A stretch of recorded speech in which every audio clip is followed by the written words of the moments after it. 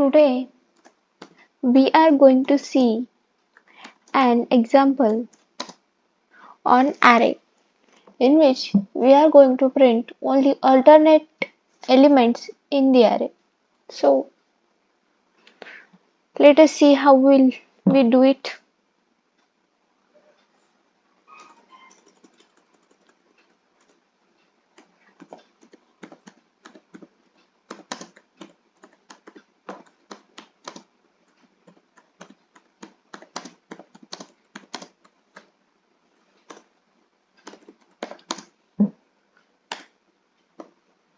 So इसके लिए first of all हम क्या करेंगे कि हमें पहले एरे लेना पड़ेगा यूजर से. सो वो लिखते पहले hatch include stdio dot h. उसके बाद हमने वाइड मेन ओपन किया. इसके अंदर हम हमारा लॉजिक लिखेंगे. सो इंटीजर array of size. लेकिन इससे पहले हमें साइज इनिशियलाइज भी करनी पड़ेगी ना. सो हमने क्या किया इंटीजर साइज. अब हमें अगर अल्टरनेट लेने पड़ेंगे एलिमेंट तो इसके लिए हमें लूप को इटरेट करना पड़ेगा. इसके लिए हमें आई की भी जरूरत पड़ेगी.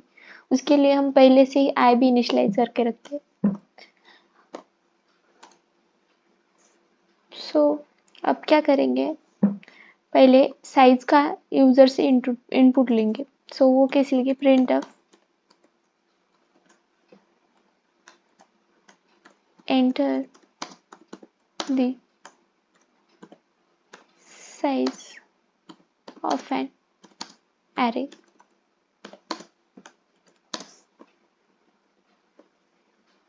So इसके बाद हम scanf से साइज की वैल्यू यूजर से इनपुट लेंगे. scanf परसेंटेज डी क्योंकि इंटीजर टाइप है ना. सो कॉमा एम्परसेंड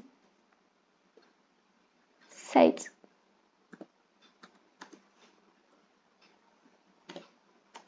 अब इसके बाद हम क्या करेंगे हमने साइज तो ले ली. इसके बाद हम पहले उस एरे में वैल्यूज डालेंगे. So for i is equal to 0 से लेकर क्योंकि इंडेक्स 0 होता है स्टार्टिंग एरे का. सो इसलिए 0 i इज इक्वल टू 0 लेकर हमें साइज तक जाना है. सो i लेस देन साइज क्यों 0 एक हो गया ना. सो साइज तक जाने के लिए एक साइज से थोड़ा एक से छोटा ही होना चाहिए. सो i प्लस प्लस करेंगे. इसके अंदर अब हम हर एक i को हर एक इंडेक्स पे वैल्यू असाइन करेंगे. सो वो कैसे करेंगे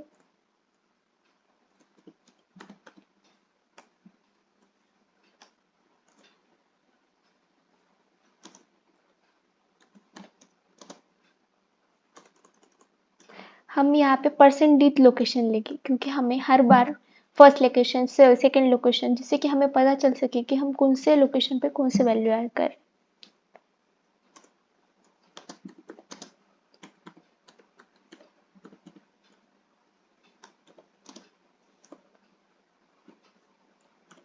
अब हम स्कैनअप से वैल्यू लेंगे.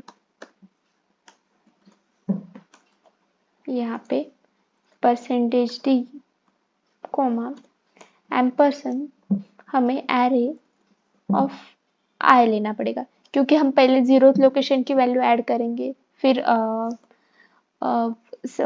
फर्स्ट लोकेशन की फिर सेकेंड लोकेशन की ऐसे ही चलते रहने के लिए 0 1 2 जैसे जैसे लूप इटरेट होगा वैसे वैसे वो वैल्यू लेता जाएगा.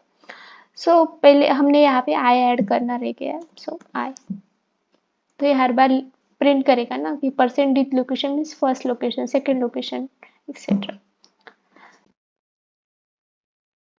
अब हम ना ये एरे प्रिंट करके यूजर देखेंगे कि वो वैल्यूज प्रिंट हो रही है क्या. For i is equal to 0 comma i less than size comma i plus plus. तो उसके बाद हम printf का यूज करेंगे और शिफ्ट परसेंटेज डी, हम यहाँ पे स्लैश टी देंगे क्योंकि हमें हर वैल्यू में गैप चाहिए, जैसे कि हमें पता चल सके कि ये सेपरेट एरे के सेपरेट एलिमेंट से। उसके बाद हमें यहाँ पे पास करना पड़ेगा एरे ऑफ आई, लेकिन इसका मतलब कैसे कि वो पहले 0th इंडेक्स पे जो वैल्यू है वो प्रिंट करेगा, फिर फर्स्ट इंडेक्स पे, ऐसे ही करता रहेगा। सो अब हम इसे सेव करते हैं।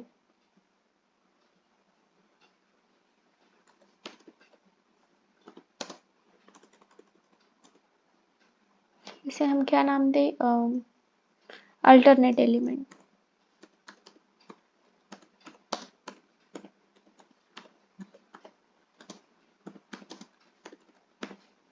डॉट सी, इसमें से हम डॉट सी एक्सटेंशन लेते हैं, सेव करते हैं।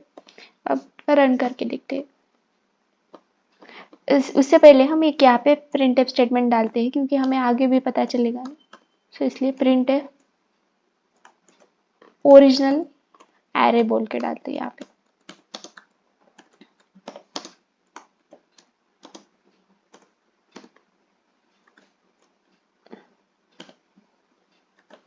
अब इसे रन करके देखते हैं। Enter the size of array, अब हमने सोचो 5 डाल दी, तो फर्स्ट 0th लोकेशन पे 12 डाल दिया, सेकंड पे भी 12 डाल दिया, 11, 56, 67। ये देखो हमारा एरे प्रिंट होके आ गया। सो इसका मतलब यहाँ तक तो हमारा कोड सही से वर्क कर रहा है। अब इसके आगे हमें क्या करना है कि नेक्स्ट स्टेप में हमें अल्टरनेट एलिमेंट जो है एरे के वही प्रिंट करने हैं, पूरे नहीं प्रिंट करने। मतलब कि हमें 12 प्रिंट हुआ, 12 के बाद डायरेक्ट 11 होना चाहिए और 11 के बाद 67 होना चाहिए। मतलब कि ये बीच वाला जो 12 है एंड 56 है वो प्रिंट नहीं होने चाहिए। तो इसके लिए हम क्या करेंगे, अभी फिर से एक बार लूप लगाएंगे। For i is equal to 0 से लेकर साइज तक हम इस लूप को इटरेट करेंगे।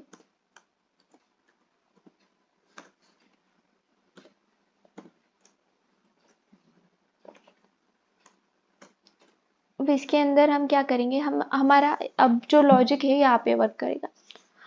सो अल्टरनेट ये होने चाहिए, तो हमें क्या करना पड़ेगा, 0th पोजीशन का प्रिंट करना पड़ेगा, फिर डायरेक्ट सेकंड पोजीशन का करना पड़ेगा, फिर डायरेक्ट 4th पोजीशन करना पड़ेगा। सो हमें क्या करना पड़ेगा, हम अगर देखें तो हमें क्या करना पड़ेगा, अभी i मॉड्यूलो 2 अगर इक्वल टू 0 होगा तो ही वो एरे एलिमेंट प्रिंट करना है। सो हम यहाँ पे कंडीशन लिखेंगे, if i modulo 2 is equal to 0 है। अगर ऐसा हुआ तो इस इफ लूप के अंदर जाओ और ये प्रिंट करो, प्रिंट एफ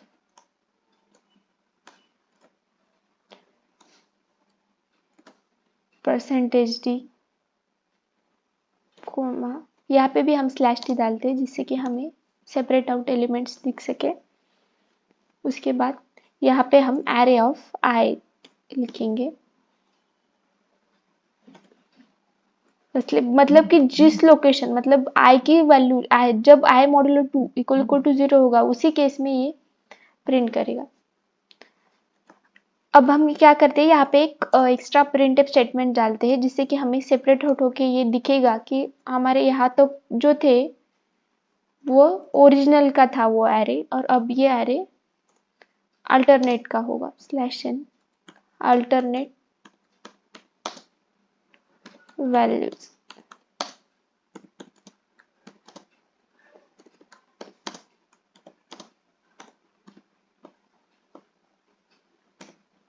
अब हम इसे फिर से रन करते हैं। Enter the size of an array, तो फिर हमने साइज 6 दी, उसके बाद 0th लोकेशन पे 1 वैल्यू ऐड की, वैसे ही हमने 1 से लेकर 6 तक वैल्यूज ऐड किए। उसके बाद ओरिजिनल एरे हमारा क्या है, 1 2 3 4 5 6, और अल्टरनेट एरे में हमारे 1 3 और 5 आए, मतलब कि हमारा करेक्ट आया है आउटपुट।